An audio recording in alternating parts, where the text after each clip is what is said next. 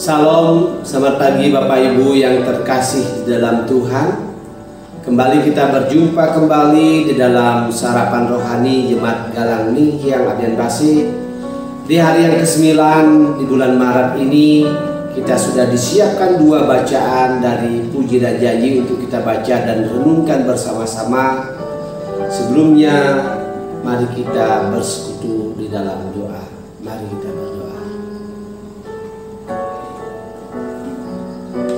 Bapa yang di surga, sungguh merupakan sukacita yang besar bagi kami karena Engkau telah menganugerahkan buat kami hari yang baru untuk boleh kami masuki bersama-sama, di mana kami boleh melakukan segala aktivitas dan kegiatan kami sepanjang hari ini ya Bapa.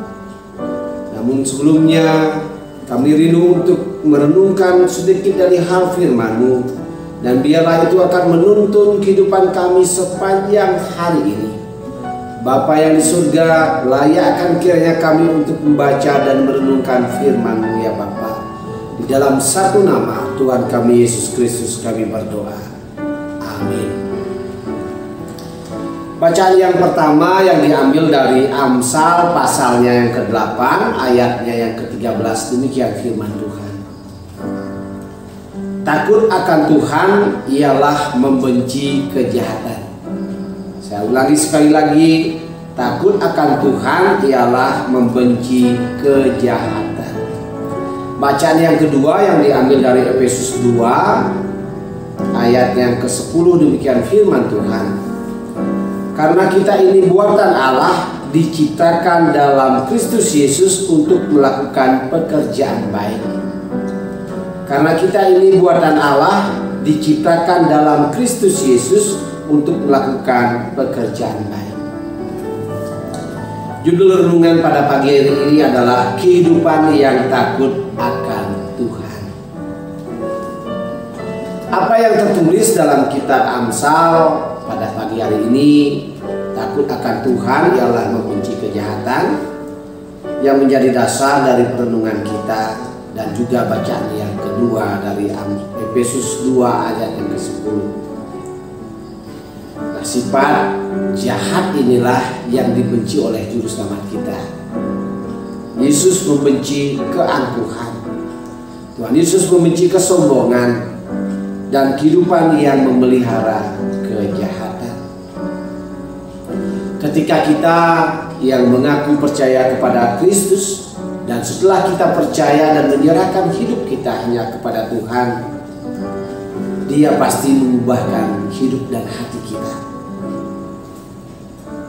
Merenungkan firman Tuhan dalam Injil di mana Yesus disalibkan, semua dosa yang kita miliki, dosa saya dan Bapak Ibu dan Saudara, kita timpakan kepada Dia, dan kesempurnaannya yang akan mengubahkan semuanya.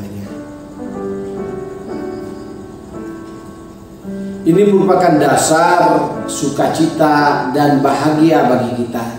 Dan berita sukacita adalah karya keselamatan yang sudah Dia berikan bagi kehidupan kita. Oleh karena kita sekarang berada di dalam Tuhan, di dalam Yesus Kristus, mari kita belajar dari kehidupan Yesus. Di saat kita diberikan kekuatan untuk mengasihi Dia, Dia yang memberikan kekuatan kepada kita untuk mengasihi Tuhan. Kita dapat berdoa kepadanya dengan ungkapan syukur, dengan hati yang baru, hati yang sudah diubahkan oleh Dia, hati yang telah hidup, hati yang telah dihidupkan kembali oleh Allah. Kita membenci kejahatan karena Yesus sendiri membenci kejahatan. Oleh karena Yesus di dalam kita dan kita ada di dalam Dia. Ketika kita mau mengakui kalau kita mengasihi Tuhan, tetapi kita terlepas dari kasih Tuhan sendiri, kita adalah orang yang sombong. kita menjadi sombong karena kita terlepas dari kasih Tuhan. Dan sebenarnya kita adalah orang yang masih hidup di dalam belenggu dosa. Dan kita adalah orang yang berdosa. Sekarang biarlah terang Injil di dalam Kristus Yesus yang menerangi hati saya, menerangi hati Bapak, Ibu, dan Saudara. Sebenarnya kita ini adalah orang yang berdosa. Namun kita dikasihi oleh Dia di dalam Yesus Kristus dengan kasih yang begitu besar bagi kehidupan kita. Terpujilah nama Tuhan. Dia yang adalah kasih dan Dia juga adalah adil. Karena kesempurnaannya, sifatnya lah, karena sifat Tuhan kasih dan adil, Tuhan memberikan semuanya kepada kita seturut dengan apa yang kita lakukan dalam kehidupan kita. Karena begitu kasihnya kepada kita, karena kasihnya begitu besar, Dia memberikan karya keselamatan di dalam kehidupan kita. Dan kita patut bersukacita karena kita memiliki hidup yang baru, hidup yang diubahkan, hati yang diubahkan, hati yang baru untuk bersama-sama kita boleh melayani Dia dan membenci setiap dosa yang ada dalam kehidupan kita. Bapak, Ibu, dan Saudara yang terkasih di dalam Tuhan, dari bacaan yang kedua, Efesus pasal yang kedua ayatnya yang ke-10, Allah telah mempersiapkan pekerjaan yang baik untuk kita lakukan. Dan Ia melakukannya dengan tujuan agar kita hidup di dalam Dia. Jadi pekerjaan yang baik itu bukan kita yang mempersiapkan pekerjaan itu, tetapi Dia yang menyiapkan pekerjaan yang baik itu untuk kita lakukan di dalam kehidupan kita. Allah lah yang telah terlebih dahulu mempersiapkannya untuk kita lakukan. Bagian kita adalah kita harus hidup di dalam Dia. Allah telah menciptakan kita dan membuat kita siap dan memampukan kita sepenuhnya untuk melakukan pekerjaan yang baik yang telah Ia siapkan untuk kita lakukan. Saya dan Bapak Ibu perlu mempunyai kerinduan untuk hidup di dalam Kristus. Mari kita belajar. Mari kita memiliki hati yang rindu untuk melakukan pekerjaan yang baik yang sudah Dia siapkan bagi kita, saya dan Bapak, Ibu, Saudara. Hidup yang berada di dalam Kristus, kita bisa melihat betapa kemurahan Allah itu luas dan menjangkau masa depan kita. Betapa anugerah keselamatan itu memperkaya kehidupan sebagai orang beriman, kehidupan saya dan Bapak Ibu. Dan keselamatan yang adalah anugerah Allah hanya dapat dimengerti dan dipahami jika kita memiliki iman yang hidup, bukan iman yang mati.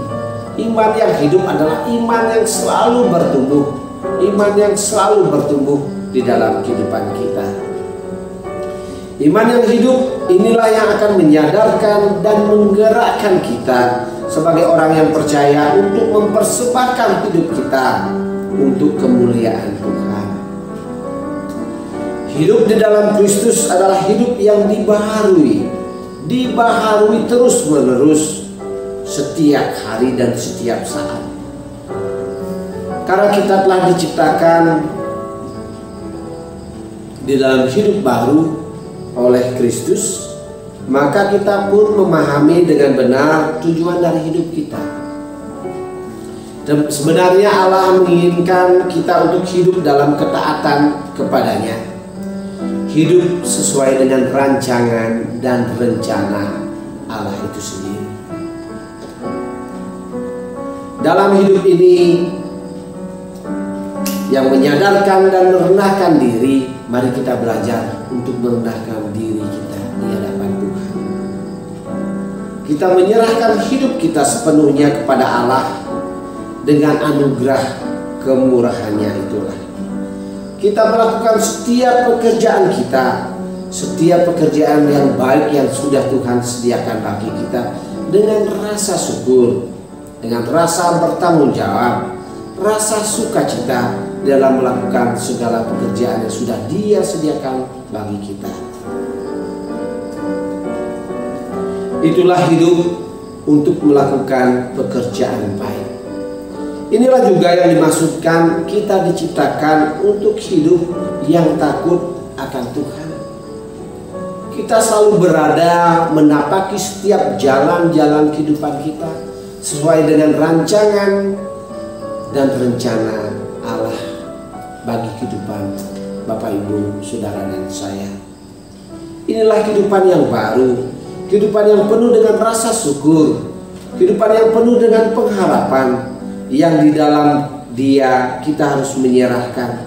Di dalam Dia, di dalam iman kita kepada Dia semakin bertumbuh dan berkembang, dan semakin kuat di dalam iman kepada Dia, di dalam Tuhan kita Yesus Kristus. Marilah kita, saya, Bapak, Ibu, dan Saudara, belajar untuk melakukan hal-hal yang baik, pekerjaan-pekerjaan yang baik yang sudah Dia sediakan bagi kehidupan kita. Dan biarlah firman Tuhan pada hari ini akan menuntun kehidupan kita dalam setiap karya kita. Biar Tuhan akan menuntun dan menolong kehidupan kita. Selamat beraktivitas pada hari ini, dan kiranya Tuhan Yesus memberkati. Amin. Mari kita berdoa. Kami mengucap syukur atas firman yang boleh kami baca dan renungkan bersama-sama. Bapa yang di surga, berikan kami hati yang bertumbuh di dalam Engkau. Berikan hati kepada kami untuk kami boleh melayani Engkau dengan sukacita, dengan pengharapan, dengan boleh selalu diubahkan karena Kristus. Kami boleh menyandarkan kehidupan kami. Kami boleh menyerahkan kehidupan kami hanya kepadamu. Biarlah Engkau yang menuntun langkah-langkah kehidupan kami. Bapa yang di surga, sepanjang hari ini kami menyerahkan hidup kami hanya ke dalam tangan Tuhan. Dan biarlah setiap karya kami boleh diberkati di dalam nama Tuhan kami Yesus Kristus, yang adalah Tuhan dan sumber berkat di dalam kehidupan kami. Amin. Selamat berkarya. Tuhan Yesus memberkati kehidupan kita. Tuhan memberkati.